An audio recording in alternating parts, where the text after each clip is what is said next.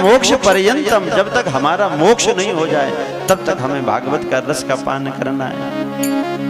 इससे एक बहुत अच्छी फायदा है, अगर सत्संग की आदत डल गई ना, भगवान की कथाओं की आदत डल गई, तो ये गारंटी है जीवन में कभी बुरे भाव नहीं आएंगे। नहीं तो कथा में ऐसे ऐसे चरित्र भी आते हैं कि जिन्हें भगवान मिल गए और भगवान मिलने के बाद में भी सत्संग नहीं मिला तो उनके अंदर भी हिंसा हुई है, पाप किए। इसलिए जीवन में सत्संग की महिमा इसलिए अधिक है भैया, क्योंकि सत्संग में जीव जब तक रहता है ना तब तक ये भगवान का बना रहता है, किसी प्रकार के मन में विकार नहीं आते हैं। और विकार कब आते हैं? जब सत्संग से दूर हो जाता है। सत्संग का ही अर्थ है सत्य का संग, और सत्य से जुड़ा रहेगा तो कभी दूसरे के विचार मन में बुरे आएंगे ही नहीं। यहां हम जो सत्संग में बैठे सजी हुई बिल्ली की तरह बैठे हैं। एक व्यक्ति ने सोचा कि बिल्ली को मैं पालूं, इसे फलाहारी बना दूं, चूहा खाना छोड़ दे। महीने 2 महीने खूब दूध पिलाया। उसने सोचा कि अब मैं परीक्षा लेके देखूं कि ये ठीक हुई कि नहीं हुई। खूब दूध पिला करके आज परीक्षा के लिए खुली छोड़ दी इसने बिल्ली को, और कोने में छुप करके देखता रहा। अब बिल्ली के सामने से जैसे चूहा निकला, बिल्ली भूल गई कि 2 महीने से मैं दूध पी रही हूं, वो तो उसका विषय है। जैसे ही उसने चूहा को पकड़ा, ये व्यक्ति समझ गया ये बिल्ली कौन है, ये बिल्ली ही हमारा मन है, और इस मन को हम कथा रूपी अमृत खूब पिलाते हैं। बुद्धि को चाहे कि स्थिर कर दें, खूब दूध पिलाते हैं, सोचते हैं ये फलाहारी हो जाए। लेकिन कथा मंडप से जैसे घर जाता है और स्वार्थ रूपी चूहा सामने दिखता है तो सब कुछ भूल जाता है। ऐसे लगता है अरे पहले ये काम बना लूं अपना, अगर ये मौका निकल गया फिर दोबारा पता नहीं आएगा कि नहीं आएगा, चाहे गलत हो या सही हो। ये तो स्वार्थ की जिद्दी में सब कुछ भूल जाता है। आलयम मोक्ष पर्यंतम, हम इस रस को जब तक भगवान की प्राप्ति नहीं हो जाए, जब तक हम भगवान के में नहीं मिल जाए, तब तक हम इसका पान करें। नैमिषारण्य तीर्थ में उन ऋषियों ने सूत जी महाराज से 6 प्रश्न किए। पहला प्रश्न किया है कि परम धर्म क्या है जीव का। त्वया खलो पुराणानि सेतिहासानि चानघा आख्यातान्यप्यधीतानि धर्मशास्त्राणि यान्युता। पूछो उसी से जो मार्ग सही बताए। नहीं तो दुनिया की स्थिति है कि एक से पूछो, बताने वाले 10 अपने आप आ जाते हैं। ऐसा नहीं ऐसा करो, ऐसा नहीं ऐसा करो। समाज में आज समस्या तो केवल बताने वालों की है, चलने वालों की नहीं है। चलने वाले कम हैं, बताने वाले ज्यादा हो गए हैं। और पहले बताने वाले कम हुआ करते थे, चलने वाले ज्यादा हुआ करते थे। आज व्यक्ति सब जानते हैं कि सत्कर्म क्या होता है, अच्छा कर्म क्या है, लेकिन कोई अच्छा करना चाहता नहीं है। मनुष्य का परम धर्म क्या है? दूसरा प्रश्न किया कि भगवान कौन से बड़े हैं, कौन से भगवान को हम माने। छोटों से संबंध कौन जोड़ना चाहता है, बड़े से ही तो जोड़ना चाहते हैं। तो इसलिए ये बताओ कि भगवान कौन से सबसे बड़े हैं। तीसरा प्रश्न हमारा ये है कि जरा आज पक्का पक्का कर दो कि भगवान जन्म लेते हैं कि नहीं लेते हैं। क्योंकि राम अवतार के समय में क्या कह रहे हैं, भय प्रगट कृपाला दीन दयाला कौशल्या हितकारी। भगवान प्रकट हो रहे हैं। और कृष्ण भगवान जब आए हैं मथुरा में तो उस समय क्या कहा, नंदस्त्वात्मज उत्पन्ने जाता हल्लादो महामना आहूय विप्रान वेद ज्ञान स्नातः सुचिरलंकृता। वहां कह रहे हैं उत्पन्न हो रहे हैं। नंदस्त्वात्मज उत्पन्ने, नंद बाबा ने अपने आत्मज अपने पुत्र को उत्पन्न हुआ देखा, वहां उत्पन्न हो रहे हैं। अच्छा, ब्रजवासी क्या कह रहे हैं? बोले नंद घर आनंद भयो जय कन्हैया लाल की। वो क्या कह रहे हैं? आनंद भयो। ये नहीं कह रहे हैं बेटा भयो कि लाला भयो, ये कह रहे हैं आनंद भयो। तो हमें ये बताएं कि भगवान को जो वेद कहते हैं भगवान जन्म नहीं लेते हैं, भगवान तो अयोनिज हैं। जन्म तो जीव का होता है, भगवान जन्म नहीं, भगवान तो प्रकट होते हैं। जैसे अग्नि काष्ठ में है और जब काष्ठ से काष्ठ की रगड़ होती तो अग्नि प्रकट हो जाती है, ऐसे ही भगवान जन्म लेते हैं या प्रकट होते हैं। पांचवा प्रश्न हमारा, जीव का लक्ष्य क्या है? छठवां प्रश्न हमारा है कि जब भगवान अपनी समस्त लीलाओं को करके जब सुधाम जाने लगे तो ये धर्म किसकी शरण में गया? ब्रूहि योगेश्वरे कृष्णे ब्रह्मण्ये धर्म बलमणि स्वाम काष्ठा मधुनो पेते धर्मः कम शरणं गतः। कम धर्मः शरणं गतः। धर्म भगवान के साथ साथ में छाया बन करके चलता है।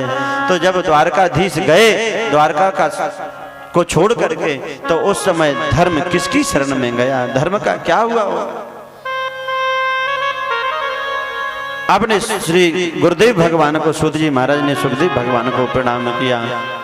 नारायणं नमस्कृत्य नरं चैव नरोत्तमं देवीं सरस्वतीं व्यासं ततो जय मुदीरयेत। भगवान नारायण को नमस्कार किया, नर नारायण का दर्शन जो बद्रीनाथ धाम में है, भगवती सरस्वती को ध्याया। और सबसे पहला प्रश्न था कि परम धर्म जीव का क्या है? तो हम भी सुने कि हमारा धर्म क्या है। क्या सवेरे उठ करके भूख लगी भोजन कर लेना, नींद आई सो लेना, लड़ने का मन हुआ तो दो दो हाथ कर लेना, कुछ कमाने का मन किया तो कमा लेना, यही हमारा धर्म है? अब यहाँ ध्यान से सुनेंगे, केवल ये कह रहे हैं कि मनुष्य का धर्म क्या है, मानवों का। ये नहीं कहा ब्राह्मण का धर्म क्या है, क्षत्रिय का धर्म क्या है, वैश्य का क्या, शूद्र का क्या है। मनुष्य का परम धर्म, मनुष्य मात्र का धर्म क्या है? क्योंकि मनुष्य मात्र संतान किसकी है? परमात्मा की है। और यहां आकर के हमने व्यवस्था अलग अलग तरीके से बना ली है। भगवान ने तो बड़ी सहेजा था इनको, 4 आश्रम बना दिए, 4 वर्ण बना दिए, अलग अलग वर्णों की व्यवस्था को भी बांट दी कि भैया लड़ाई झगड़े ना हो। लेकिन लोगों ने अपने तरीके से ही इसको चलाना प्रारंभ कर दिया। सबई पुंसां परो धर्म यतो भक्ति रधो छजे अहत्तुक्य प्रतिहता ययात्मा संप्रसीदति। देखो, सबई पुंसाम, ये यहाँ बहुवचन है, केवल एक के लिए नहीं है। सबई पुंसाम परो धर्मो, सभी मनुष्यों का परम धर्म है कि वो भगवान की हेतु रहित भक्ति करे। अहेतु क्या प्रतिहता ययात्मा संप्रसीदति। भगवान की 2 प्रकार की भक्ति है, एक हेतु रहित है और दूसरी हेतु सहित है। मनोहर जी, आप पूजन करते ना सवेरे, आचार्य जी आपको संकल्प कराते हैं, है ना, सुपारी चावल जल रख करके। पूजा नहीं करी अभी, सबसे पहले जलपात्र का पूजन करके गणपति आदि का स्मरण करके आप संकल्प ले रहे हैं, पूजा नहीं है। और संकल्प का मतलब क्या है? संकल्प में क्या क्या ले लिया? अप्राप्त लक्ष्मी प्राप्त्यर्थम, प्राप्त लक्ष्म्याः चिरकाल संरक्षणार्थम, सर्वत्र विजय यश लाभ आदि प्राप्त्यर्थम, दैहिक दैविक भौतिक त्रिविध तापोपशमनार्थम। अब ये गारंटी नहीं कि पूजा कर पाएंगे कि नहीं, पूजा का पूरा सामान है कि नहीं, लेकिन मांगने की लिस्ट भगवान को इतनी लंबी पहले ही सौंप दी, हमें ये चाहिए तब हम आपका पूजन कर रहे हैं। तो ये कौन सी भक्ति हो गई? हेतु सहित भक्ति हो गई है। हम भगवान से मांगने के लिए आए हैं, हम भगवान से मांग रहे हैं। तो इसमें हेतु है, हमारा कारण छुपा हुआ है। और हमें भक्ति कैसी करनी है कि हम भगवान की भक्ति तो करें, सेवा तो करें, जय जयकार तो करें, स्तुतियों को तो गाएं, लेकिन बदले में भगवान से कुछ ना मांगे। तो ये सबसे अच्छी सेवा है। अब लराइटा वालों, आप ये बताओ, माताएं खूब व्रत उपवास करती हैं, तो कभी आपने भगवान से ये कहा कि हमें कुछ नहीं चाहिए? सच्ची सच्ची बताना। एक सांस में इतनी मांगे हो जाते कि भगवान की भी बुद्धि चक्कर खा जाती होगी कि क्या क्या चाहिए, एक ठीक ठीक नहीं है इसका। हम करते बिल्कुल नहीं है, लेकिन मांगते ज्यादा हैं, कामनाएं ज्यादा रखते हैं। और महात्माओं के ऊपर इसलिए भगवान की विशेष कृपा होती है कि वो मांगते कुछ नहीं है और करते बहुत कुछ है। सबरी क्या करती थी? रास्ता साफ कर देती थी। गुरुदेव जिस रास्ते से निकलते थे मतंग ऋषि, पता ही नहीं चलता था, लेकिन रास्ता साफ है, सेवा हो रही है, सेवक दिखाई नहीं दे रहे हैं। ये सच्ची सेवा है। आज सेवा दिखाई नहीं देती, लेकिन सेवक बहुत दिखाई देते हैं। अलग अलग पोस्टर छपे रहते हैं, जुझारू, कर्मठ, लगनशील, जाने कौन कौन सी उपाधि रहती। इसलिए परम धर्म हमारा क्या है? जीव का, सभी का। अब ये मत सोचना कि भजन केवल ब्राह्मण ही करें, केवल साधु संत करें। भजन करोगे क्यों? भगवान हमारे ही है कि सबके? ये बताओ, भगवान तो सबके हैं ना, तो फिर आप भगवानों को बांटते क्यों? और कभी कभी बांटने के चक्कर में पिता तो एक ही है, संतानें 4 हैं, और आपस में लड़ने लगे वो कि हम तो आधा आधा बांटेंगे, तो पिता को तो वैसे ही घबराहट होगी भैया। 2 चेला गुरुजी की सेवा कर रहे थे, अब दोनों में लड़ाई हो गई सेवा करते करते, पैर बांट लिए, बोले ये हमारा पैर, ये तेरा पैर है। अब जैसे ही छुप गया ना, तो दूसरा वाला चेला ने उठाई मोगरी और 2 मारे, बोले मेरे से कैसे छुप गया है? तात्पर्य क्या है? परमात्मा तो सबका है, लेकिन जो उसे ध्याए, जो उसे माने, तो भगवान उसका है, और जो उसे नहीं माने तो भगवान उसका नहीं है। जो करते रहोगे भजन धीरे धीरे, तो मिल जाएगा वो सजन धीरे धीरे। देते रहोगे भजन धीरे धीरे, तो मिल जाएगा वो सजन धीरे धीरे। करते रहोगे भजन धीरे धीरे, तो मिल जाएगा वो सजन धीरे धीरे। जो करते साथ में गाया, अब भजन धीरे धीरे करना धीरे, तो मिल जाएगा वो सजन धीरे धीरे। मीठी मीठी ताली बजाते हैं, बस मन में ये विश्वास रखो, विश्वास में ही परमात्मा का निवास है। ध्यान रखो, जहां भक्ति भगवान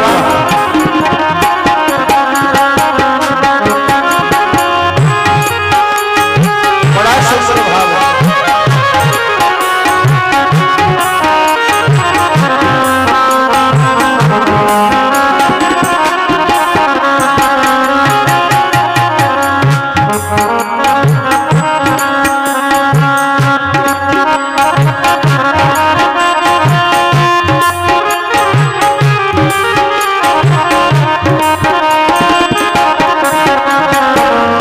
अगर उनसे मिलने की दिल में तमन्ना, अगर उनसे मिलने की दिल में तमन्ना, अगर उनसे मिलने की दिल में तमन्ना, अगर उनसे मिलने की दिल में तमन्ना, दिल में तमन्ना, दिल में तमन्ना, अगर उनसे मिलने की दिल में तमन्ना,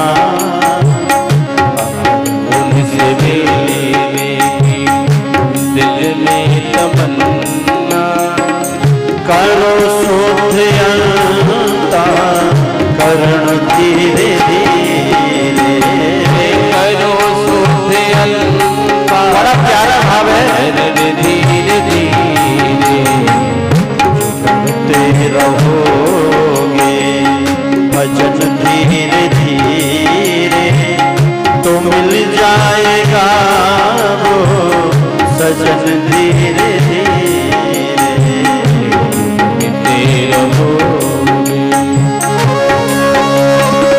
पीछे वाले भैया आप भी ताली बजा करके धीरे धीरे ताली बजा दो तो भगवान मिल जाएगा।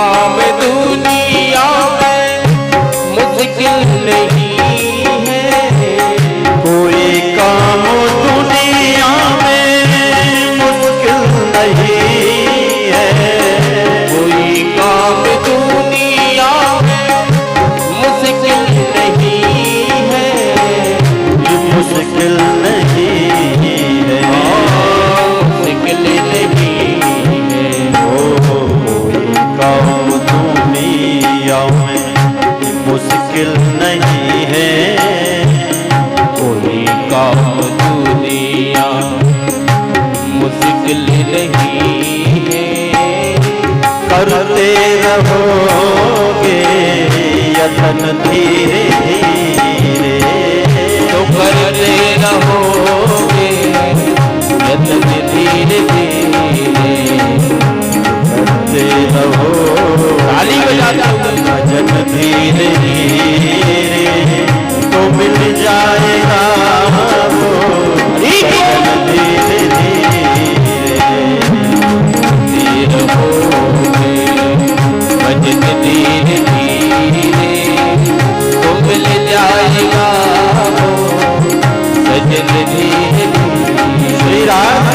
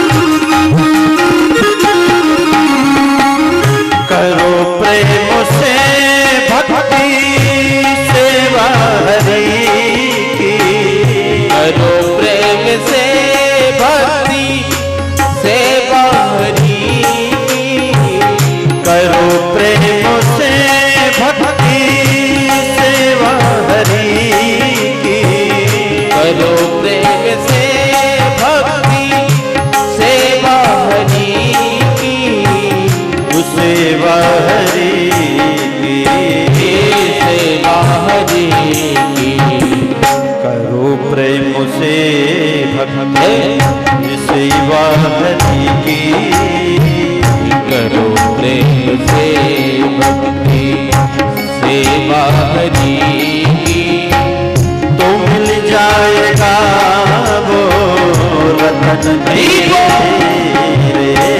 तो मिल जाएगा वो रतन धीरे धीरे मिल जाएगा वो रतन धीरे तो मिल जाएगा वो रतन धीरे धीरे सजन धीरे सजन धीरे धीरे ओ रतन धीरे रतन धीरे धीरे जो करते रहो भजन धीरे धीरे तो मिल जाएगा वो सजन धीरे धीरे प्रत्येक कार्य में धैर्यता की परम आवश्यकता है। इसलिए भजन भी धीरे धीरे करो। मन में बैराग आ गया, खटपट थोड़ी हो गई तो माला झोली उठाई और चल दिए मठ पर। और फिर 2 दिन मन लगा, फिर घर में याद आ गई नाती की, फिर लौट के आ गया। ये जीव है, जिसके पीछे भागेगा वो वस्तु, वो व्यक्ति उससे आगे आगे भागती है। ये नियम है। इसलिए साधु संत जब बहुत ऊंची स्टेज पर पहुंच जाते हैं ना, तो फिर भगवान के पीछे नहीं भागते, फिर भगवान उनके पीछे पीछे भागने लग जाते हैं। यही नियम है। आप धन के पीछे भागोगे तो धन आगे आगे, आप पीछे पीछे, बहुत भागाएगा धन। दुनिया के पीछे भागोगे, दुनिया बहुत आगे आगे भागेगी। और आप दुनिया से पीछे पीछे पीठ करके भागने लगो ना, दुनिया आपके पीछे पड़ जाती है। एक को तो भागना ही पड़ेगा भाई। जब हेतु रहित भक्ति हो, भक्ति के 5 कांटे भक्तमाल जी में बताए हैं। जाति का अहंकार, धन का अहंकार, बल का अहंकार, रूप का अहंकार, ये भी भक्ति के मार्ग में कांटे हैं। भक्ति जब बढ़ेगी तो आपको प्रलोभन आएगा, सिद्धियां मिलेंगी, और सिद्धियों के चक्कर में पड़ गए, लोभ के चक्कर में पड़ गए तो भक्ति भगवान का मार्ग फिर छूट जाता है। दिखाते रहो जादू टोना। एक बात आज गांठ बांध लेना कि जो अगर आपको मिला नहीं है, जो सुख आपको वर्तमान में नहीं है, उसकी आप लाख कोशिश कर लो, संसार का कोई भी व्यक्ति आपको वो सुख देने वाला हो नहीं सकता। पूर्व में आपने उसका दुरुपयोग किया था, इसलिए भगवान ने इस जन्म में आपसे वो सुख छीन लिया है। और आज अगर अच्छे से करोगे तो धीरे धीरे करके वो भी आपको मिल जाएगा। वाणी का दुरुपयोग करोगे तो भगवान वाणी छीन लेते हैं। हाथों का दुरुपयोग होगा तो भगवान हाथ छीन लेते हैं। जिसका हम दुरुपयोग करेंगे, सीधी सच्ची बात है, पिता बेटे को खूब पैसा दे और अगर पैसा गलत खर्च करता है ना, तो फिर आगे चल करके पिता उसको पैसा देना बंद कर देता है। जब हम भगवान को भजेंगे, केवल भगवान के ही हो जाएंगे, भगवान के संबंधी बन जाएंगे, शुद्ध हो जाएंगे, सात्विक हो जाएंगे, तब क्या होगा, हमारा लाभ क्या होगा। विद्यते हृदय ग्रंथे छिद्यन्ते सर्व संशया क्षीयन्ते चास्य कर्माणि दृष्टयेवात्मनीश्वरे। जब हम हेतु रहित भक्ति करेंगे भगवान की, तो हृदय की ग्रंथि जो पड़ी हुई है वो खुल जाएगी। हृदय की तो गांठ है ना, कहते ना उसकी बात तो मेरे दिल में बैठ गई है, गांठ बन गई है, छूटती नहीं। हृदय की ग्रंथि खुल जाएगी। विद्यते सर्व संशयः, और उस समय जीवन के जितने संशय हैं वो संशय सब दूर हो जाएंगे। कब? जब हम भगवान के हो जाएंगे। क्योंकि संशय लेकर के बैठे रहे तो हमारा जीवन ज्यादा देर तक टिकने वाला नहीं है। संशयात्मा विनश्यति, संशय नहीं है। जीवन में सहजता हो, सुगमता हो, सफलता हो, लेकिन संशय नहीं। हनुमान जी से जब पूछा तो हनुमान जी को संशय थोड़ी था। अंगद को संशय था कि लौट नहीं सकता हूं मैं, चला तो जाऊंगा। अलग अलग बल बता रहे थे, लेकिन हनुमान जी तो सुनते ही पर्वत के आकार में बन गए। बोले जो आज्ञा प्रभु आपकी, कोई संशय नहीं है। और देखो, सद्मार्ग पर चलने वाले के जीवन में व्याधियां आएंगी, आपत्तियां आएंगी, विपत्तियां आएंगी। हनुमान जी महाराज के रास्ते में भी ये विपत्तियां आई। और अगर हमारा संकल्प दृढ़ है, मन में संशय नहीं है, तो कितनी भी विपत्तियां आए, कितनी भी आपत्तियां आए, उसे भक्ति तक अवश्य पहुंचा देती हैं। और जिसे भक्ति मिल जाए तो भगवान की सेवा तो स्वतः ही मिल जाती है। इसलिए जब जानकी जी से हनुमान जी ने कहा कि माता जी मुझे बहुत भूख लग रही है, बड़ी तेज भूख लग रही है यहाँ के फल देख करके। जानकी जी ने पूछ लिया, बेटा तू जब से चल के आए हो तो कोई खिलाने वाला नहीं मिला तुम्हें? तो हनुमान जी महाराज बोले, माता जी जितने भी मिली तो सब खाने वाले मिले, खिलाने वाला एक भी नहीं मिला। सुरसा मिली तो वो भी अपना मुख खोल करके बैठी है, लंकिनी। सब खाने वाले मिले, खिलाने वाले नहीं मिले, क्योंकि संसार तो खाने के लिए होता है और खिलाने के लिए तो केवल माँ ही होती है। और जगत की जननी तो माँ ही है जो केवल पेट की चिंता करती है। संसार तो केवल लूटने के लिए बैठा है, कपट के लिए बैठा है, खींचने के लिए बैठा है। बाहर से जब घर आता है ना व्यक्ति, तो जो जेब देखे वो पत्नी है और जो पेट देखे वो माँ है। पत्नी देखती है कुछ कमा के लाए, ये ऐसे हाथ हिलाते हुए चले आए। और माँ होती है, माँ को चिंता रहती है, पता नहीं कब से चल के आया है बेटा, कुछ खाया पिया होगा कि नहीं हुआ होगा। इसलिए माँ को चिंता है। और माँ कौन है? जगत की जननी तो माँ जानकी है। जनक सुता जग जननी जानकी, अतिशय प्रिय करुणा निधान की। जनक सुता जग जननी जानकी, अतिशय प्रिय करुणा निधान की। ताके योग पद कमल मनावो, ताके योग कमल मनावो। जासु कृपा निर्मल मति पावो, जासु कृपा निर्मल मति पावो। तो जानकी जी हमारी जगत की माँ है और राधा रानी भी जगत की माँ है। तो ध्यान रखना, कभी अटपटे गाना, अटपटे सीरियलों में राधा रानी के उस स्वरूप को नहीं देखना। जो आजकल जो दुष्ट लोग बनाने में लगे हैं ना, राधा कृष्ण को तो एक ऐसा उपस्थित कर दिया इन दुष्टों ने जैसे हीरो और हीरोइन हो, क्योंकि इन्हें अपने मंसूबे पूरे करने हैं। हम सब संतानें हैं, राधा रानी की हैं, जानकी जी की है, भगवती की हम सब संतानें हैं। तो जगत की माँ तो राधा है।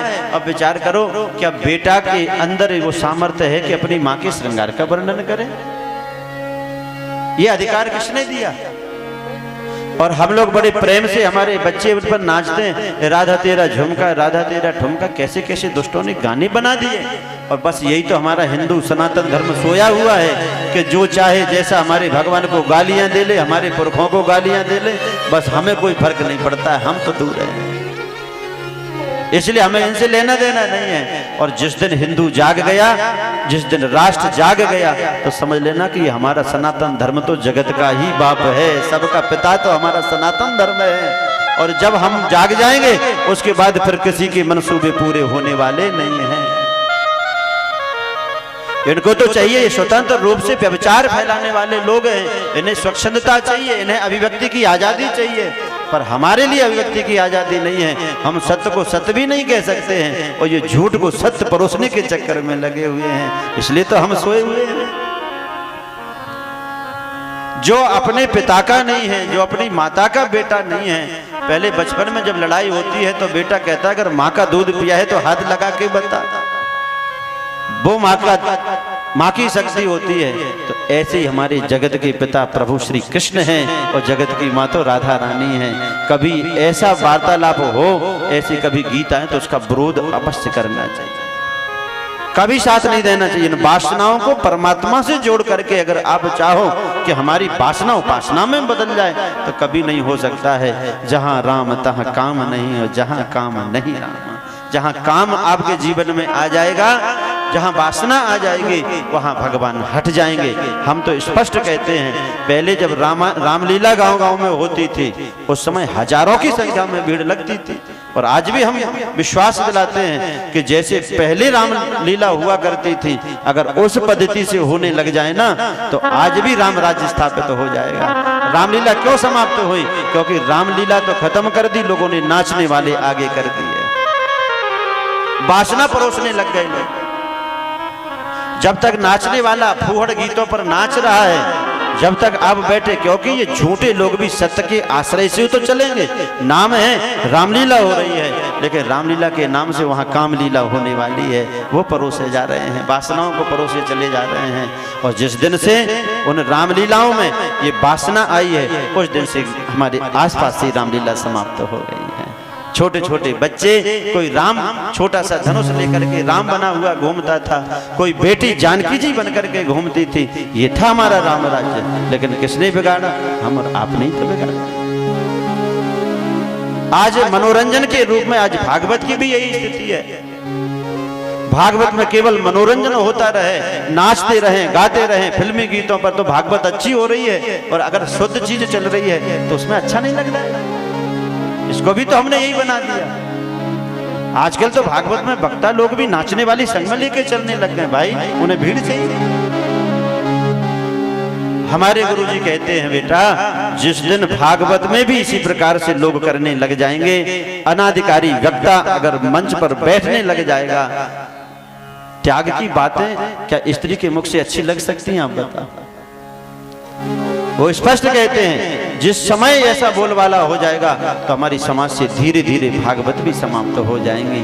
फिर हमारे लिए कोई भी नहीं रहेगा कि हमारा रास्ता हम कैसे देखें, क्योंकि धर्म के बंधन में, मर्यादा के बंधन में तो हमारे लिए भागवत बांधते हैं। हमें किसने सिखाया भाई के प्रति कैसे व्यवहार रखना है, भाभी के प्रति बहन भाई का क्या संबंध है? किसने सिखाया? ये ग्रंथों ने तो सिखाया। 100% हम विश्वास रखते हैं। और उन मूर्खों ने, उन दुष्टों ने क्या सिखाया हमें कि उनके अंदर तो पशुओं की जैसी पशुता भरी हुई है, ना कोई संबंध है, ना कोई सगे हैं उनके, केवल उनके जीवन में तो वासना भरी हुई है, उपासना नहीं है। तो हमारे ग्रंथों में उपासना सिखाई जाती है, और जहाँ से वासना प्रारंभ हो जाएगी वहाँ भगवान नहीं रहते हैं, वहाँ तो फिर आप मनोरंजन करते रहो। मनोरंजन करने के तो बहुत से साधन है भैया।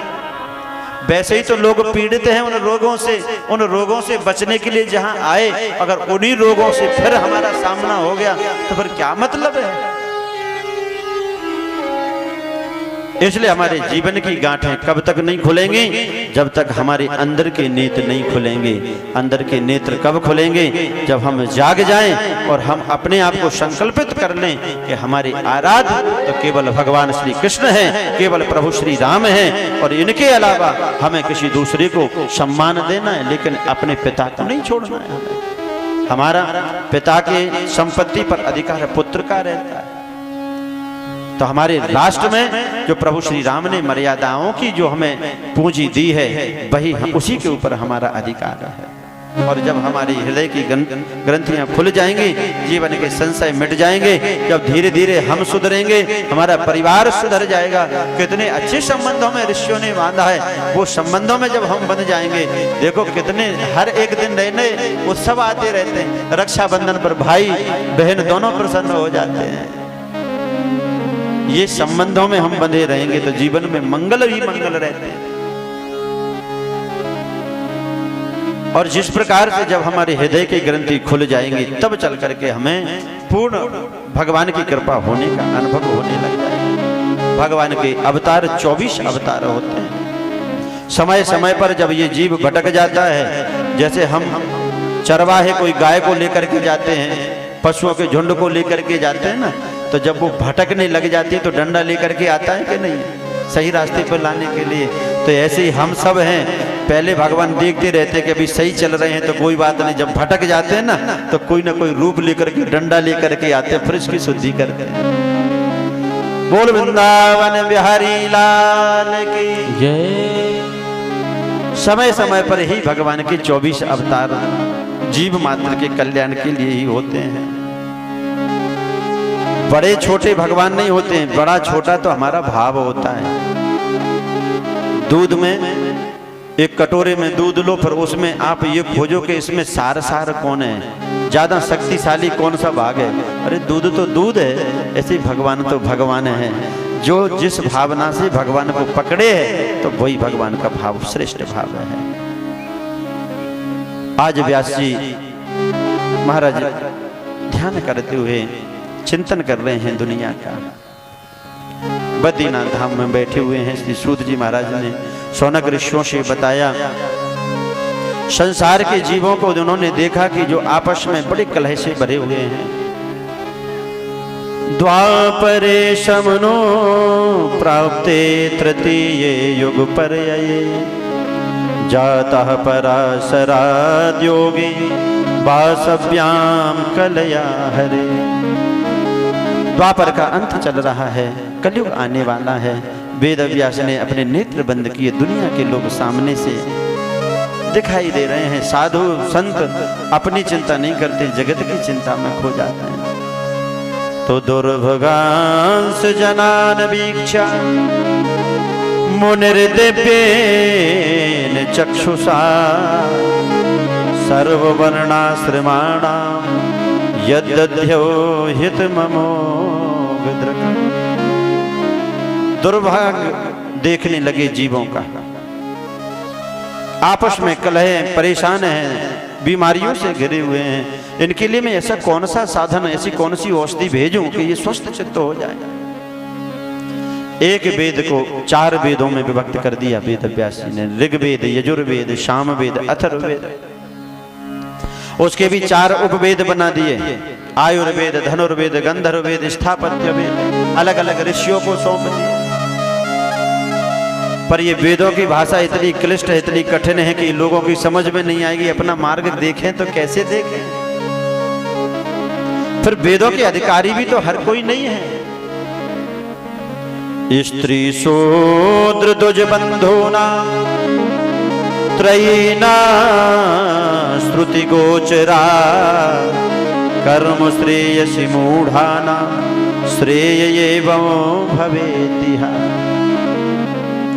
वेद व्यास जी ने सोचा कि वेद के अधिकारी स्त्रियां नहीं हैं, स्त्री। दूसरे शूद्र भी वेद के अधिकारी नहीं हैं। गुरु अपने अधिकारी शिष्य को ही तो शिक्षा देगा।